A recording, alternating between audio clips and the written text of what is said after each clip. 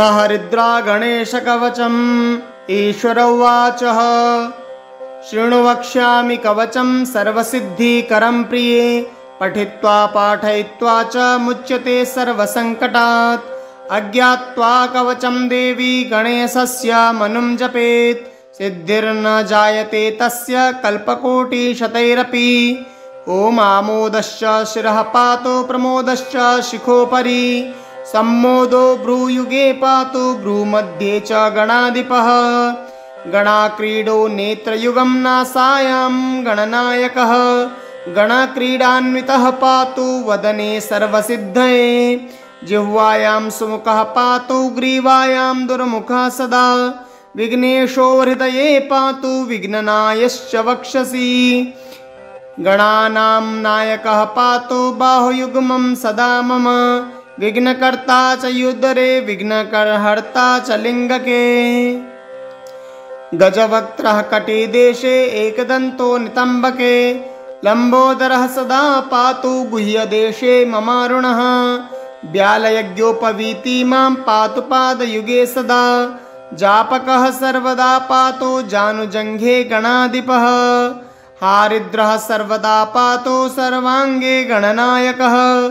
य इदं प्रपठेन्नित्यं गणेशस्य महेश्वरी।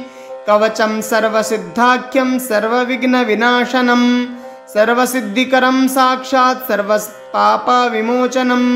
सर्वसम्पत्प्रदं साक्षात् सर्वदुःखविमोक्षणं। सर्वापत्तिप्रशमनं सर्वशत्रुक्षयङ्करं। ग्रहपीडा ज्वरारोगा ये चान्ये गुह्यकादयः। पठनाद्धारणादेव नाशमायन्ति तत्क्षणात्। धनधान्यकरं देवी कवचं सुरपूजितं। समं नास्ति महेशानि त्रैलोक्ये कवचस्य च। हारिद्रस्य महादेवी विघ्नराजस्य भूतले।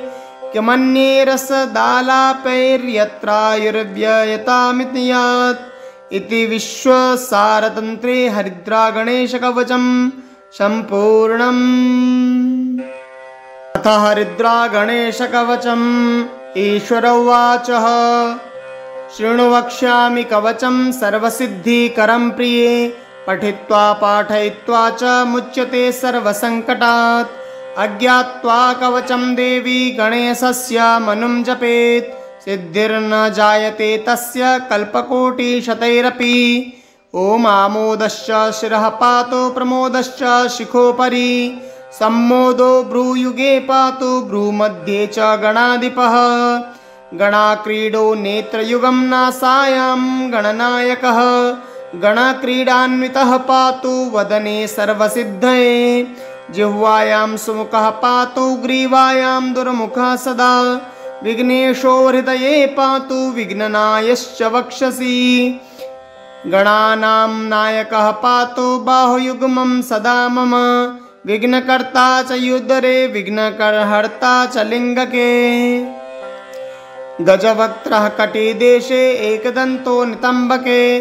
लम्बोदरः सदा पातु गुह्यदेशे ममारुणः। व्यालयज्ञोपवीति मां पातु पादयुगे सदा। जापकः सर्वदा पातु जानुजङ्घे गणाधिपः। हारिद्रः सर्वदा पातु सर्वाङ्गे गणनायकः। य इदं प्रपठेन्नित्यं गणेशस्य महेश्वरी। कवचं सर्वसिद्धाख्यं सर्वविघ्नविनाशनं। सर्वसिद्धिकरं साक्षात् सर्वपापविमोचनं। सर्वसम्पत्प्रदं साक्षात् सर्वदुःखविमोक्षणं। सर्वापत्तिप्रशमनं सर्वशत्रुक्षयङ्करं। ग्रहपीडा ज्वरारोगा ये चान्ये गुह्यकादयः। पठनाद्धारणादेव नाशमायन्ति तत्क्षणात्। धनधान्यकरं देवी कवचं सुरपूजितं। समं नास्ति महेशानि त्रैलोक्ये कवचस्य च।